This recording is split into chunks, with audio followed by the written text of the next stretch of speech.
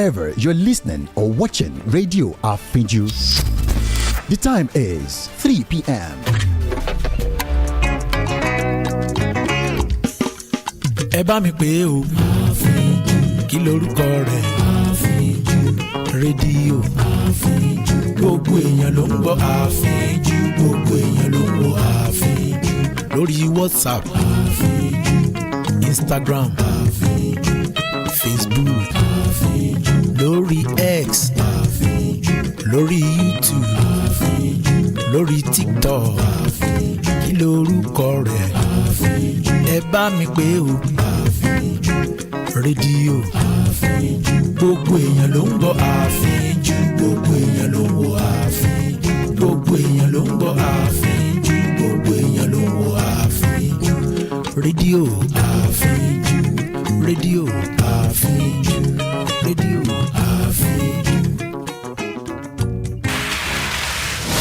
Stay informed with news on Radio Afinju.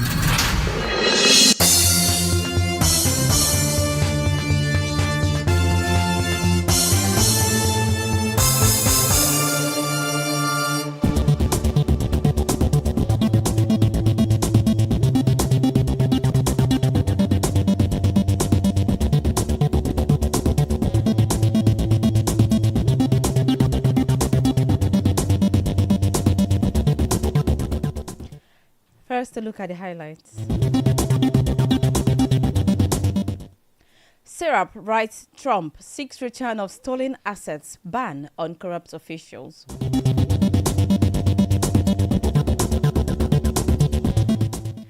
Suspected Bangladeshi arrested in stabbing of Bollywood star Saif Ali Khan.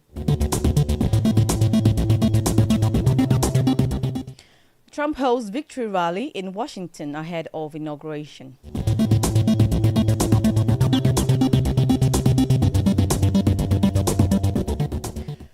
Good afternoon and welcome to the World News on Radio Afinju. My name is Durotoye. The news in detail.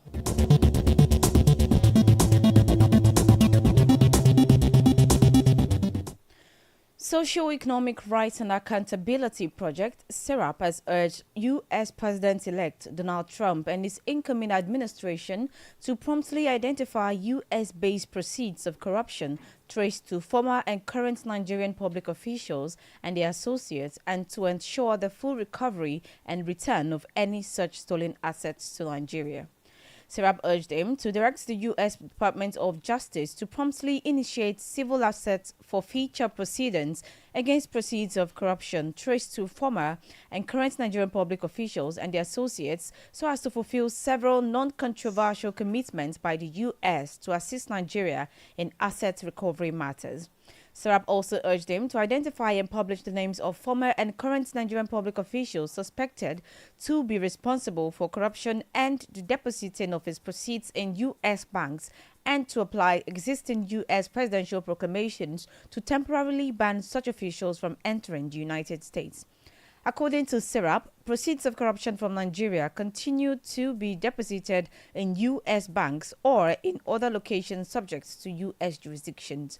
The request followed the recently returned $52.88 million in forfeited corruption proceeds linked to former Petroleum Resources Minister Diezani Alison Madueke.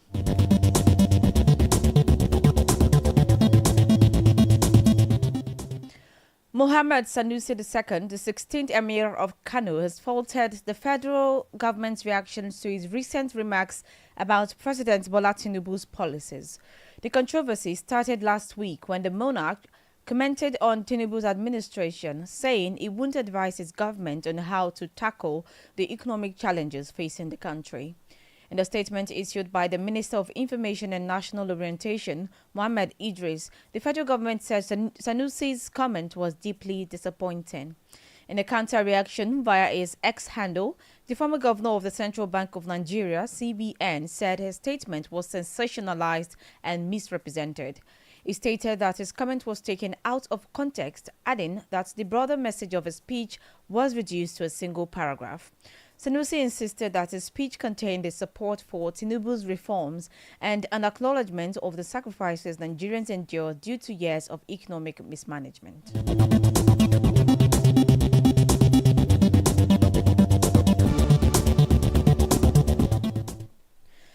A call has been made for aggressive military action against bandits and terrorists in Nigeria, including the bombardment of 9 forests across the north.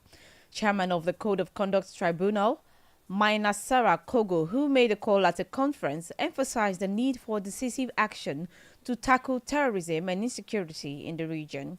The CCT chairman, who served as a guest speaker, highlighted the urgent need to address the security challenges posed by terrorists, urging the military to bomb 9 forests in northern Nigeria that serve as their hideouts. According to Kogo, destroying these hideouts would effectively eliminate the terrorists and the operations. He also proposed transforming the affected areas into industrial agricultural belts to create employment opportunities for youth and stimulate economic activities.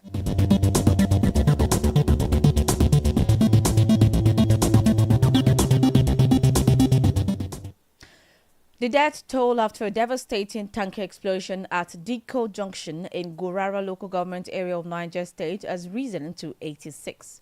Director General of the Niger State Emergency Management Agency, Nsema Abdullahi Ara, who revealed this, said that 80 victims were buried in a mass grave located at the Diko Primary Health Care premises, while 5 bodies were claimed by relatives for private burial. 1 victim succumbed to injuries at the health care center. The tragic incident occurred when a full tanker traveling from Kaduna to Gwagwalada overturned at the junction, spilling its contents.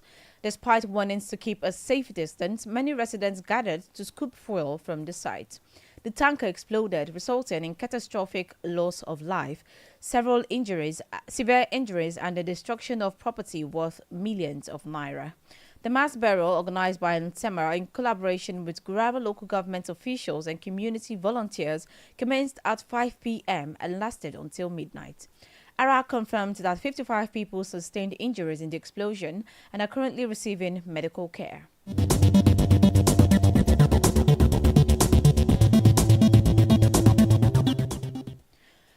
Away from Nigeria, police said a man thought to be a citizen of Bangladesh was arrested in India's financial capital, Mumbai, today and is considered the prime suspect in the stabbing of Bollywood star Saif Ali Khan. A deputy commissioner of police, Dixit Gedam, told a press conference the suspect, arrested on the outskirts of Mumbai, was using the name Vijay Das but is believed to be Mohammed Shehzad and was working with a housekeeping agency after having come to the city 5 or 6 months ago. He added that the police will seek custody of the suspect for further investigation. Dr. Said Khan, 54 years old, was stabbed 6 times by an intruder during a burglary attempt at his home. He had surgery after sustaining stab wounds to his spine, neck and hands. It was learned police in Mumbai detained a first key suspect in the attack on Friday, while police in the central Indian state of Chhattisgarh detained a second person on Saturday.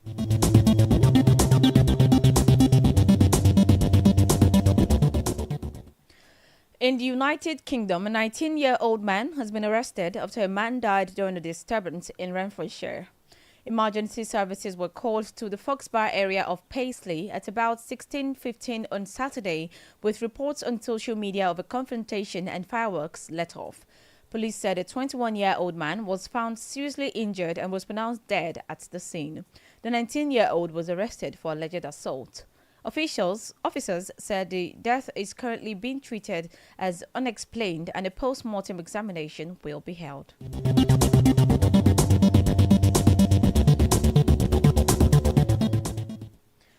In Europe, Croatia's deputy prime minister has resigned after footage surfaced of him shooting at random from a moving car.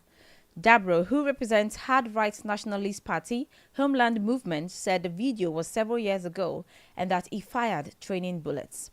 It is the latest incident to trouble Croatia's coalition formed in May 2024, with the government calling Dabro's behavior inappropriate and irresponsible.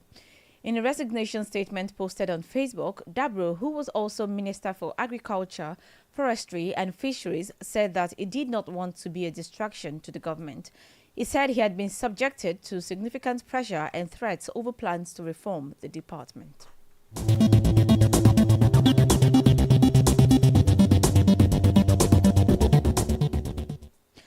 The The Spanish regional government said a ski lift collapsed at a resort in the Spanish region of Aragon, injuring dozens of people, 9 of them very seriously and 8 seriously.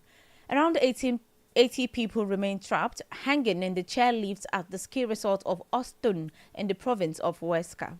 The cause of the cable failure remains unknown. Report says several helicopters were working in the area to rescue the skiers who were still trapped on the chairlift and transfer the injured to nearby hospitals. The Astun ski resort, mainly popular among Spanish skiers, is located close to the Spanish border with France in the Pyrenees mountain range.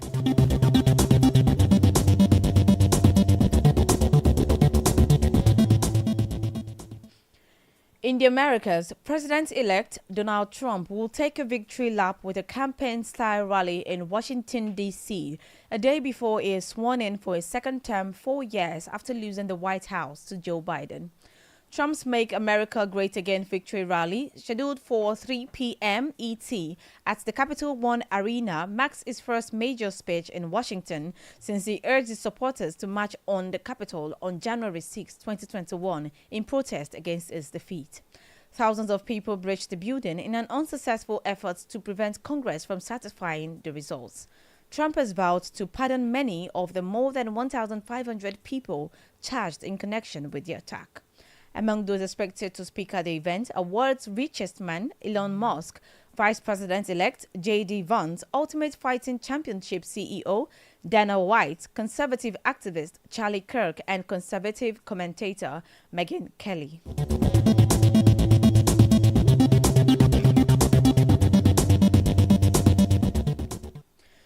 TikTok has gone offline in the United States hours before a new law banning the platform was due to come into effect. A message appearing on the app for U.S. users said a law banning TikTok had been enacted, meaning you cannot use TikTok for now. The video sharing app was banned over concerns about its links to the Chinese government and had been given a deadline of 19 January to be sold to an approved U.S. buyer. President Joe Biden had said he would leave the issue to his successor, Donald Trump. Trump has said he will most likely give TikTok a 90-day reprieve from a ban once it takes office on Monday. Users reported the app has also been removed from both Apple and Google's U.S. app stores, and TikTok.com was not showing videos.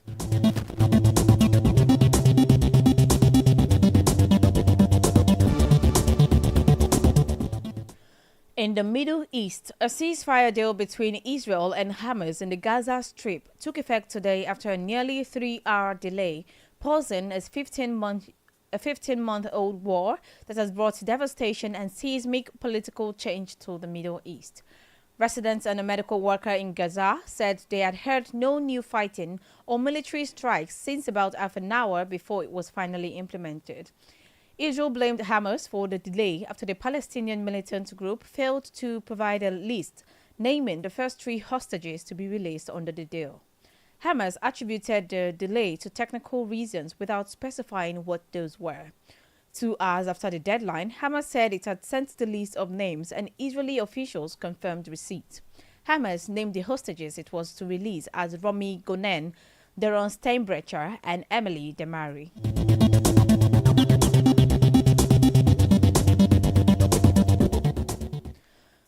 Now talking sports, La Liga side Real Betis are leading the chase to sign Manchester United winger Antony on loan for the rest of the season. Antony cost €81.3 million when United signed him in August 2022. He has since scored 12 goals, 3 of which came in his first 3 Premier League games. The 24-year-old has scored 1 Premier League goal since April 2023, and his opportunities in the first team have dwindled from 23 league starts in his first year to 15 last season and none during the current campaign. Antony has featured in just 13 of United's 32 games in all competitions this season. A number of clubs have inquired about Antony, with United realizing they will have to subsidize his wages. Talks with Betis, who are 11th in La Liga and facing the Conference League playoff against Belgian side Gent next month, are most advanced, with the club hoping of concluding a deal, though nothing is agreed.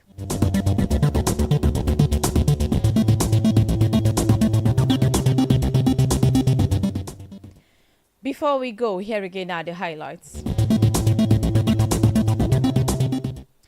Socio-Economic Rights and Accountability Project, SIRAP, has urged U.S. President-elect Donald Trump and his incoming administration to promptly identify U.S.-based proceeds of corruption traced to former and current Nigerian public officials and their associates, and to ensure the full recovery and return of any such stolen assets to Nigeria.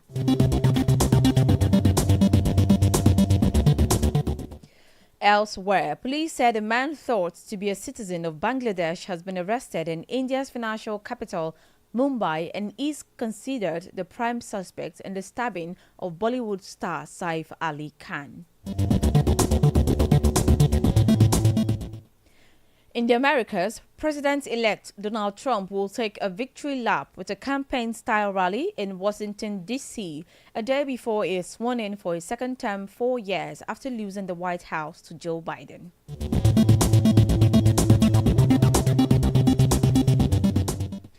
That was World News on Radio Afinju. To view our channel, please follow us on Facebook, X, and YouTube at Radio Afinju. My name is Durotoye. Thanks for listening.